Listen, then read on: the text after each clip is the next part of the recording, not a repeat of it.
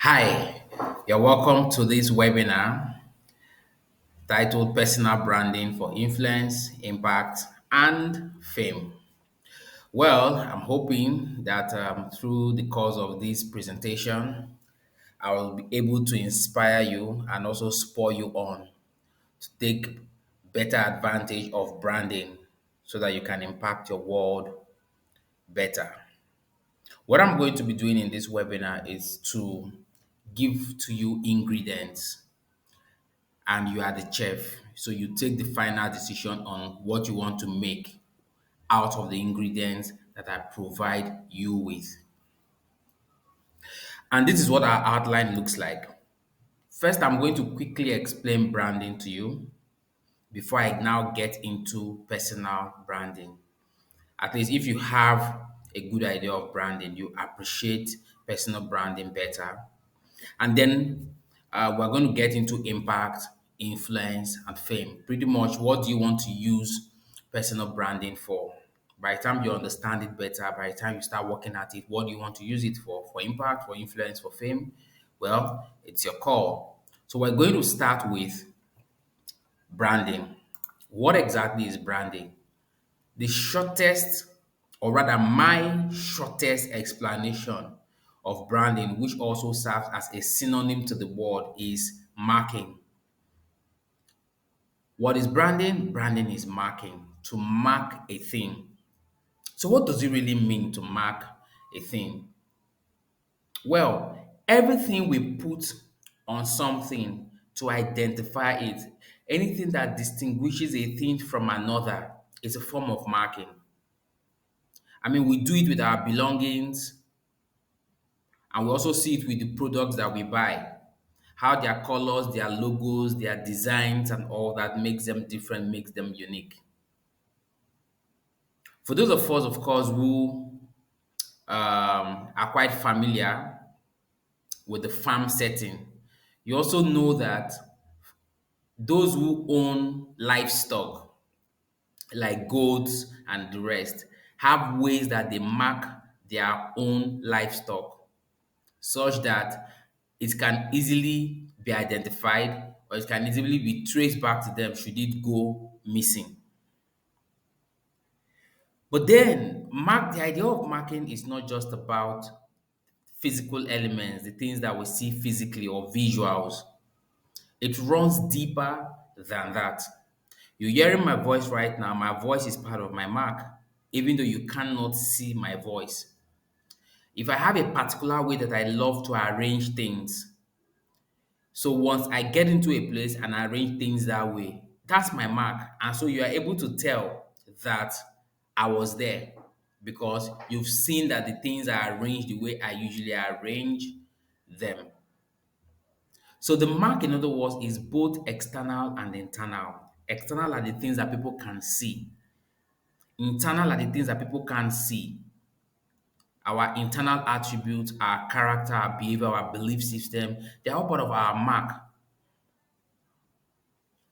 And to further buttress that point, let's go to creation. There are different animals out there. They have their different names, from the giraffe to the tiger to the lion to the leopard, peacock, zebra, goat, name it, the monkey as well, the birds. These are all different creatures. However, what makes a zebra is all of its characteristics. So if you take a black goat and then you paint white stripes across it, ending up making that goat having white and black stripes, that goat is still not a zebra because the white and black stripes is just one element of, and it is natural to the zebra. Painting on the goat is not natural to the goat.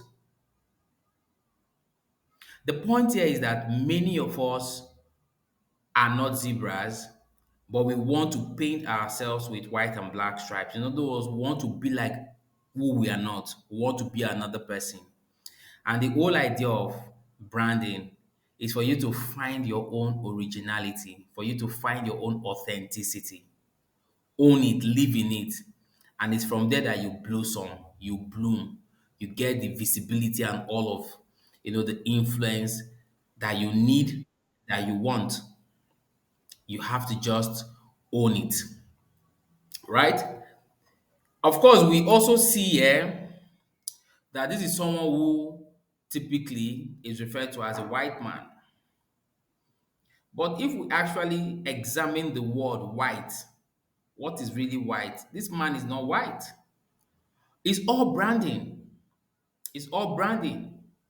And we can deduce that this man is called white because when it comes to racial categorization, his complexion is, goes towards the direction of white, while the complexion of the next slide you're going to see goes towards the direction of black. But this man is not exactly white, and the next one you see is also not exactly black. It's all what? Branding. It's all branding. This man is not black. But we know him to be black. We call him black because that is the way he has been categorized. That's the name, the label that has been given, to him. And that label stand, it sticks because you when you look at the color spectrum, he's on the same side with what? The color black. So in branding, you don't just take on names, take on identities, take on labels and all that. That doesn't in any way reflect your reality. That doesn't in any way is close to the real deal. You struggle a lot with trying to push that brand and all that. Be as close as possible to the original state, and the brand actually clicks better, becomes a lot more marketable. So we're still looking at branding before we proceed to personal branding. Don't forget. So next, we're going to look at types of branding. There are different types of branding. I'm going to just run them quickly so that I can get to our actual destination, which is personal branding. So first, there's corporate branding, which deals with companies and institutions essentially. Examples are Unilever, Nestle, Meta, GTCO, formerly GT Bank, and there's also Food Concept Limited. Although not so clear, but that's the blue logo there with the F and the C around it. And then there's also Toyota. These are all companies, corporate organizations, if you like, institutions. So corporate branding concerns itself at this level.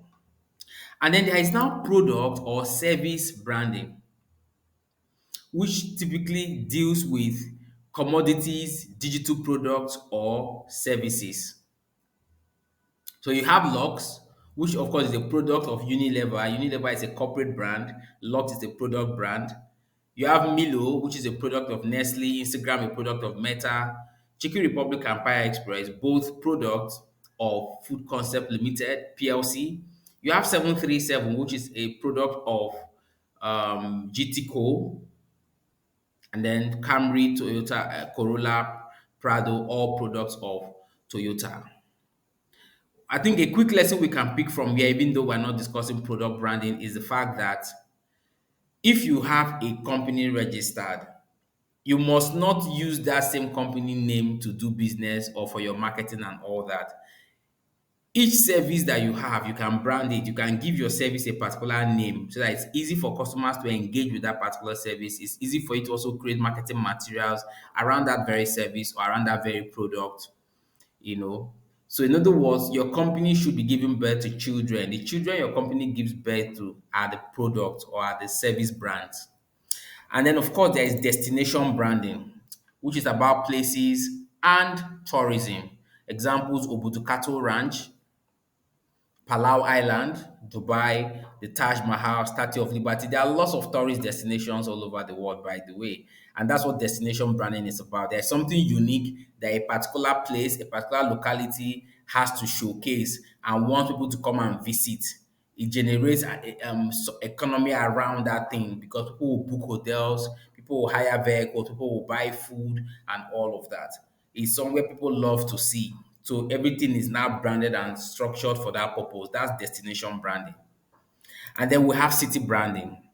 City branding, it's about shaping the perception of a city. From New York to London to Lagos to Toronto to Tokyo. These are cities that are conscious of their status as a brand. They keep making the effort to project themselves as brands.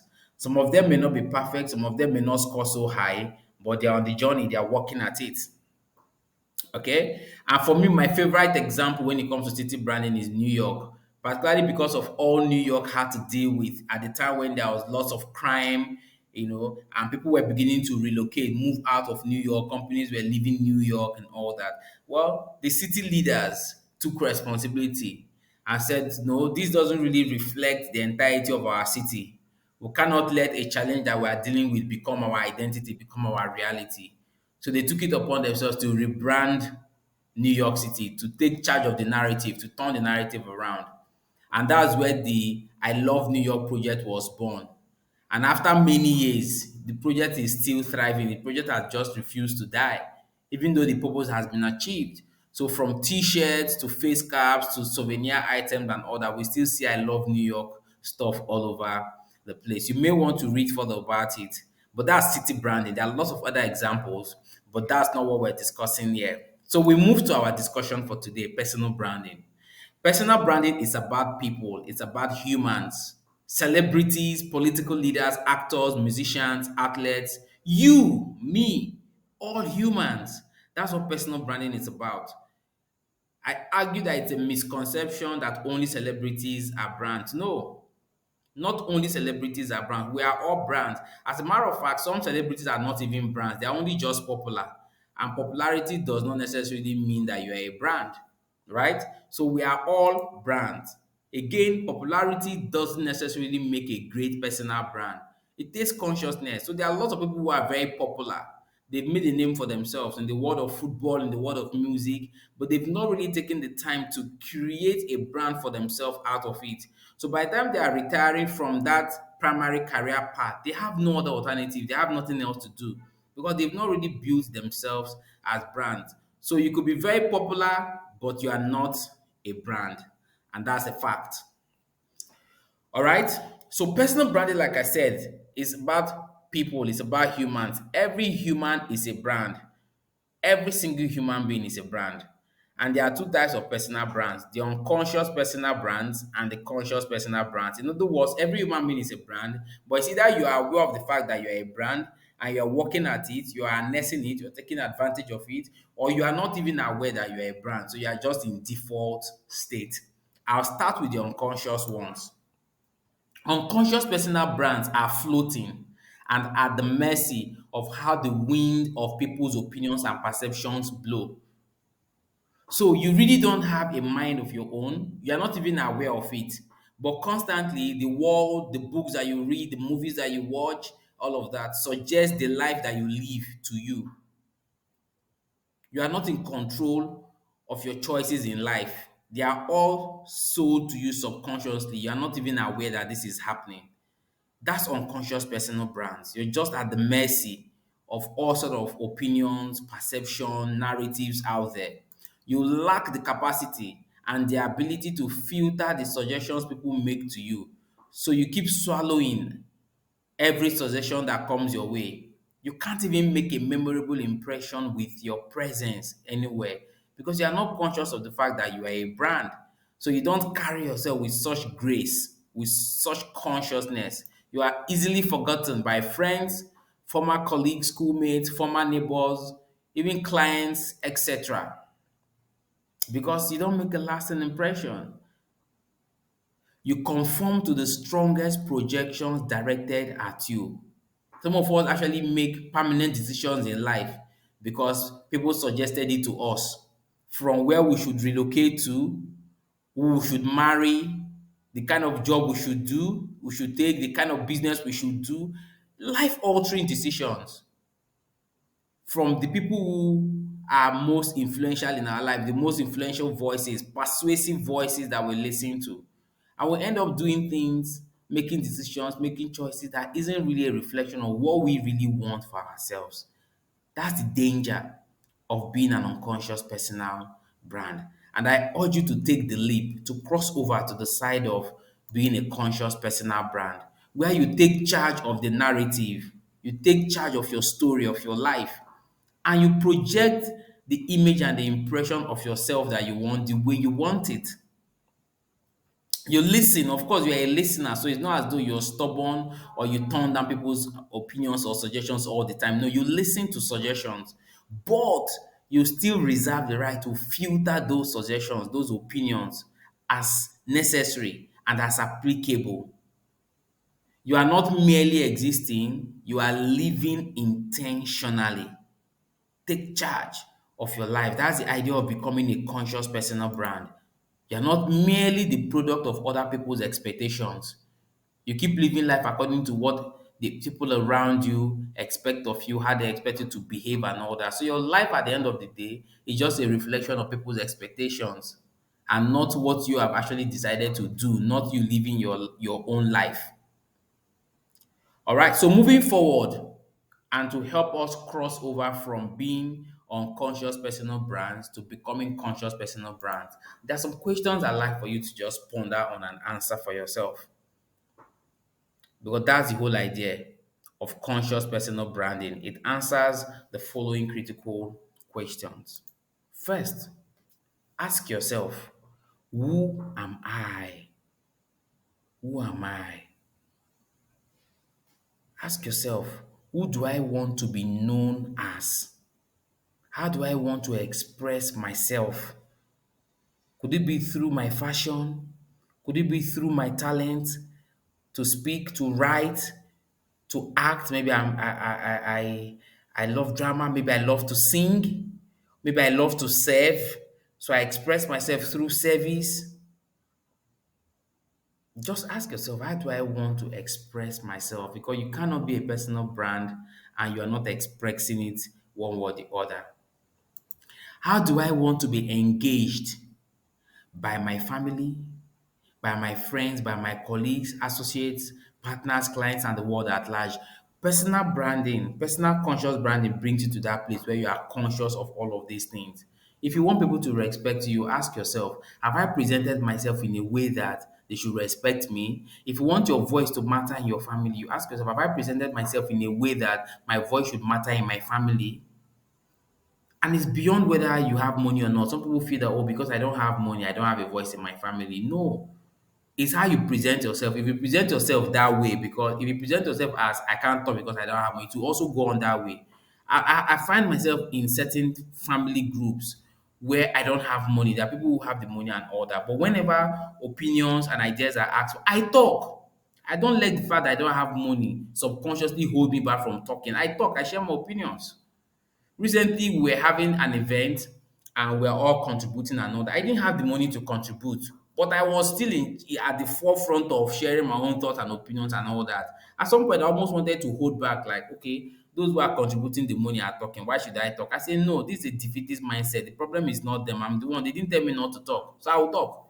So I share my own ideas. So, how do you want to be engaged by the people that surround you in your life, from the workplace to family, friends, neighbors?